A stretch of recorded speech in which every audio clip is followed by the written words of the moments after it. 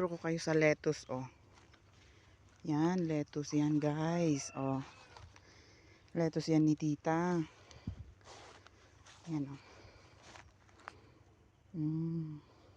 Ayun, sa taas lang ng bahay namin yung taniman ni tita namin.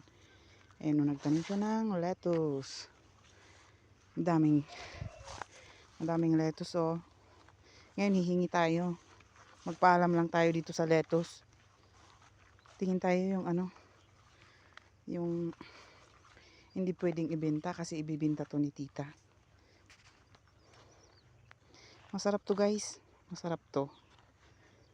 Yan, oh. Ayan pa yung iba, oh. Ito, malapit na din to. Ito yung huling tinanim. Yan. Yan. Bali, hihingi tayo ng isang ulo. Isang ulo. Ito. Lilinisin lang yung loob nito. Ay, yung ulo nito. Okay. Yan, oh. Thank you, lettuce. Thank you.